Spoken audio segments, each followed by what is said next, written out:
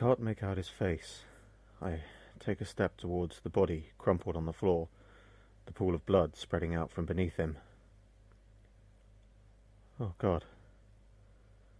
What have I done? I pause, thinking about taking another step towards the body, but I can't bring myself to do it. I turn and run. My body heaves, my chest burns as fast as I can run. I don't feel like I can take another step, but I have to. I have to get away from the scene of my crime. I didn't mean to shoot him. He just came running at me out of the darkness, screaming for help. I yelled at him to stop, but he just kept running. I forgot about the gun I was holding.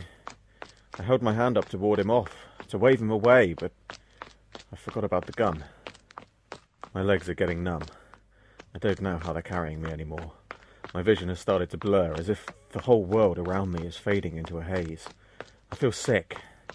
You know, that feeling you get when your car hits a bump in the road and dips and your stomach never quite got the message? But I keep running. What have I done? What am I doing? He could still be alive. This isn't me. I can't just leave him. I need to find a phone. Even if I don't give my name, I can still let someone know where he is. Wait. There's someone. Maybe they can help me. Maybe they have a phone. Hey! I need your help! Please, you have to help me! They've seen me. They're waving.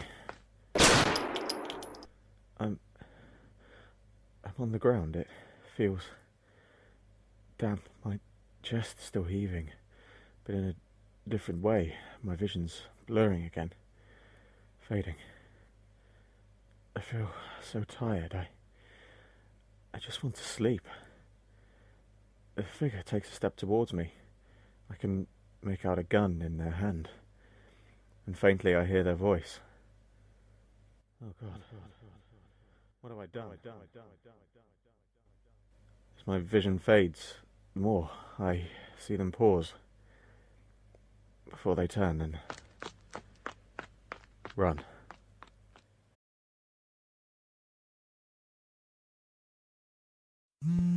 It's 2 a.m. and your mobile rings. You hear it vibrating on the top of the bedside table, but you ignore it. Whoever they are, they'll leave a message. It stops ringing and you settle back down, curling yourself up in the duvet. It rings again. Reaching over, your hand feels around until you grasp your phone, but just as you touch it, it stops. Typical. Probably just a wrong number or a friend calling you. Then it rings again. This time you actually sit up and look over to the phone. Again, just as you pick it up, it stops ringing. 3 missed calls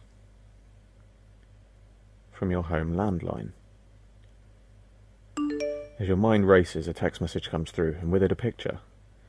A picture of you, as you are, right now, holding your phone.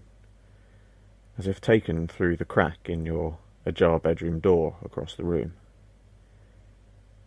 Just 7 words accompany the picture. Took you long enough to pick up.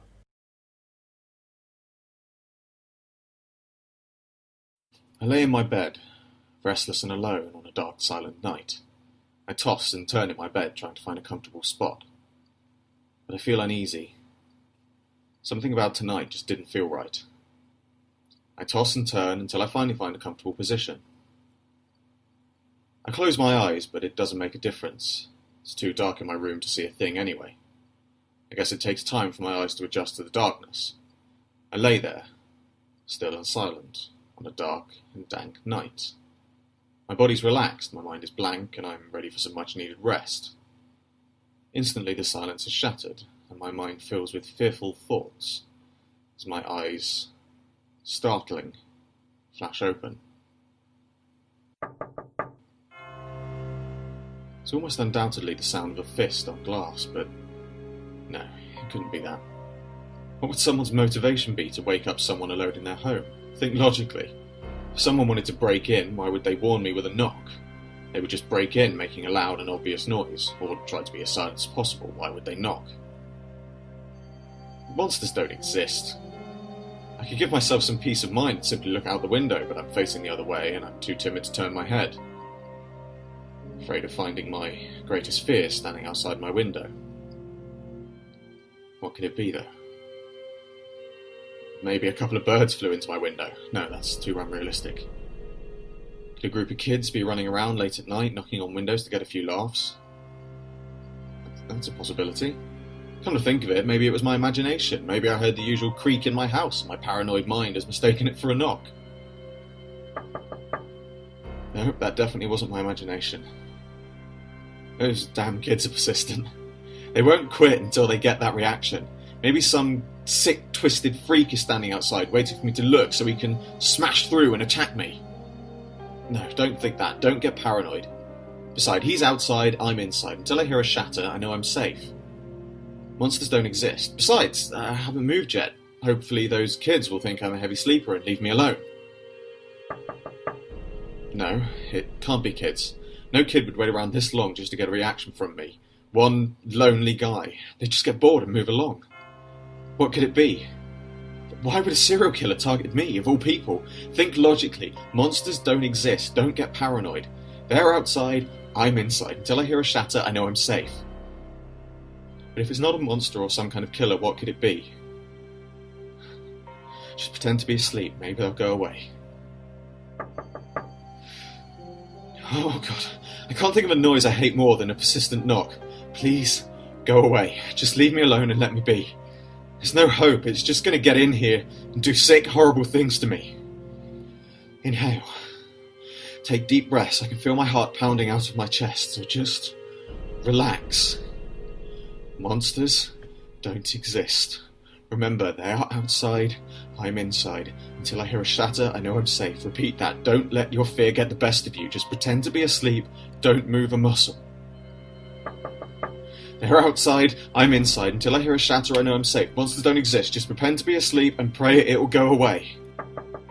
They're outside, I'm inside. Until I hear a shatter, I know I'm safe. Frightful tears begin to drip down my face. Monsters don't exist. Monsters do not exist. I begin to whisper to myself. They're outside, I'm inside. Until I hear a shatter, I know I'm safe. They're outside, I'm inside. Until I hear a shatter, I know I'm safe. I can't take it anymore. I'm going to go mad listening to these knocks. At least if I see what it is, I'll have peace of mind. Take a deep breath. I repeat to myself one more time. They're outside, I'm inside. Until I hear a shatter, I know I'm safe. I take a few more breaths. My heart pounding as hard as it's ever pounded, at a mile a minute. I slowly turn my head to face the window.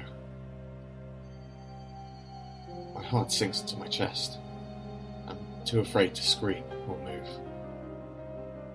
I turn my head to find a pale figure with beady black eyes, staring through me and into my soul as a horrid grin creeps across its face.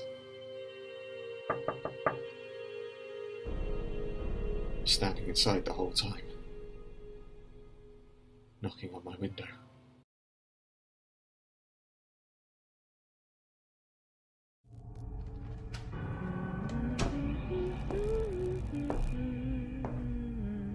I can hear her. She's in the corridor outside. I need to be quiet or she'll find me. I was in the living room when I heard the creak of the front door opening and I knew it was her. I've seen her coming through that door every night for a week. Thank God I managed to hide before she found me. I've had a few close calls before. She seems to have a routine, but I've managed to learn it, although sometimes she's appeared when I least expected it.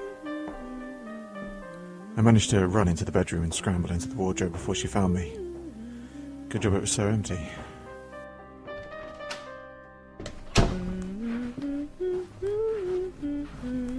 She's in the room now. I need to wait until she's not looking, then I can come out. In the darkness, I feel around the floor of the wardrobe until my hand touches against the cool steel of the knife I took from the kitchen. I breathe slowly, readying myself to burst from the wardrobe and attack her. I'm ready. I've planned this through every small detail. I've made a note of her routine, made sure that everything was ready to do this. I even made sure the wardrobe was empty so I had somewhere to hide. Sometimes I get lucky. Sometimes my victims' wardrobes were already empty.